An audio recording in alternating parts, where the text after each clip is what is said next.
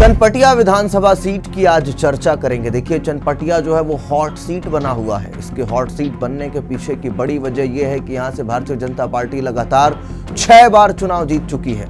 तो अब इस चीज को देखिए कि परिसीमन के बाद से जब चनपटिया बना उसके बाद से 6 बार बीजेपी यहां से चुनाव जीती है और यहां से अब की बार जो चुनावी मैदान में है उमाकांत सिंह, वो भी बहुत ही कद्दावर चेहरा है भारतीय जनता पार्टी के। अभिषेक रंजन जो है वो कांग्रेस से अब की बार चुनावी मैदान में है और इस पूरे चुनाव को त्रिकोणीय बना रहे जन स्वराज पार्टी से त्रिपुरारी कुमार तिवारी जो हैं, जिनको हम मनीष कश्यप के नाम से भी जानते हैं, वो भी यहां से अपनी दावेदारी पेश कर रहे हैं। पिछली बार वो निर्दलीय लड़े थे यहां से और निर्दलीय भी उन्होंने 9000 तक का वोट अपने पाले में किया था। शायद यही देखते हुए जन स्वराज वो ज्वाइन किए और उसके बाद उस पार्टी के सिंबल पर अब की बार मनीष कश्यप अपनी राजनीतिक आजमाइश कर रहे हैं। और इस चीज को देखिए कि जातीय समीकरण इस सीट पर ब्राह्मण और यादव वोटरों का दबदबा माना जाता है, यानी कि यादव और ब्राह्मण वोट जो है वो यहाँ पर एक निर्णायक तौर पर हमेशा से माने जाते रहे हैं। मनीष कश्यप खुद ब्राह्मण समुदाय से आते हैं। फिर उसके बाद यादव वोटर्स जो हैं वो अमूमन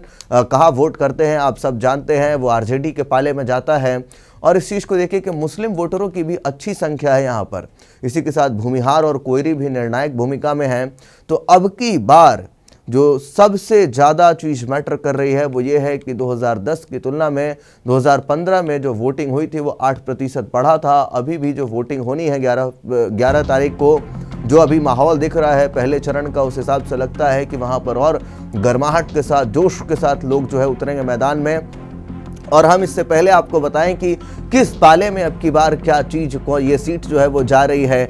क्या ये कहीं ना कहीं बीजेपी के पक्ष में जाता हुआ नजर आएगा या फिर मुस्लिम यादव जो यहाँ पर निर्णायक हैं, क्योंकि इनकी आबादी बहुल है, तो फिर ऐसे में आरजेडी जो है वो यहाँ से बाजी मार लेगी। ऐसा इसलिए भी हम कह रहे हैं क्योंकि मनीष कश्यप जो है वो एक बड़ी संख्या में वोट को काट सकते हैं। और ख़ास तौर पर प्रशांत किशोर का जब नाम आता है तो कहते हैं कि प्रशांत किशोर को जो अगड़े लोग हैं, यानी कि जो अपर क्लासेस हैं, वो ज़्यादा समझ रही है, वो ज़्यादा उनकी ओर झुकाव रख रही है। तो ऐसे में एक वोट के बटने के चांसेस जो हैं वो दिख रहे हैं यहाँ पर। मगर इससे पहले इस चीज़ को समझिए कि 2020 के बिहार विधानसभा चुनाव में भारतीय जनता पार्टी के उम्मीदवार उमाकांत सिंह जो हैं, जो कि अब की बार भी लड़ रहे हैं इसी सीट से, उन्होंने 13,469 वोटों से के अंतर से ये सीट जो है वो अपने पाले में की थी।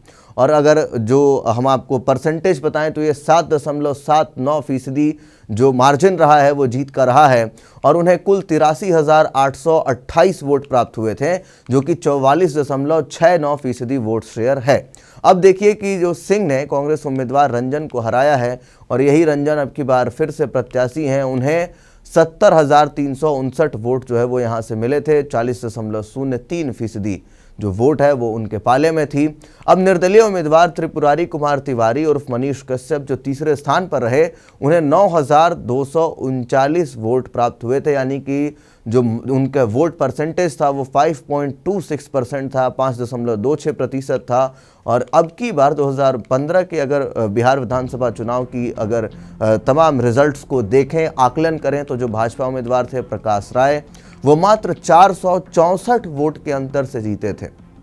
अब इस चीज़ को ध्यान रखिएगा कि उमाकांत सिंह जब यहाँ से चुनाव लड़ते हैं तो उनके जीत का मार्जिन कितना होता है, 13,000।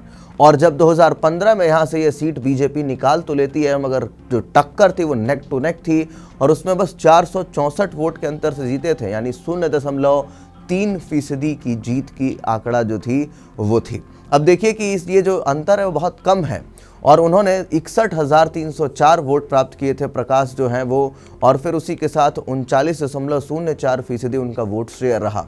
अब जनता दल यूनाइटेड के उम्मीदवार जो NN साहनी थे उनको 60,840 वोट मिले थे और वे दूसरे स्थान पर रहे। तो ये 2015 में तब की बात बता रहे हैं जब जो जदयू है वो उस ओर थी, महागठबंधन के ओर थी और तब वहाँ से चुनाव लड़ रही थी। और तब जदयू ने एक बहुत कड़ी टक्कर दी थी और भारतीय कम्युनिस्ट पार्टी जो है उसके भी उम्मीदवार ओम प्रकाश क्रांति को 10,136 वोट यहाँ से मिले थे और वे तब तीसरे स्थान पर रहे थे।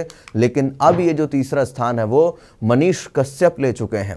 तो ऐसे में जन स्वराज अब की बार बहुत बड़ा रोल प्ले करने वाला है। अगर जन स्वराज एक कड़ी टक्कर उमाकांत सिंह को देता है तो फिर पूरा खेल जो है वो गड़बड़ हो जाएगा। आप इस चीज़ को समझ पा रहे होंगे कि किस तरीके से जो प्रत्याशी हैं आरजेडी के, वो यहाँ से बाजी मार सकते हैं। बाकी आप क्या कुछ सोचते हैं इस सीट पर? क्या गुणा गणित बदलने वाली है? 11 तारीख को मतदान है यहाँ पर, और ऐसे में जो कुछ नतीजे होंगे वो 14 को तो स्पष्ट होना ही है।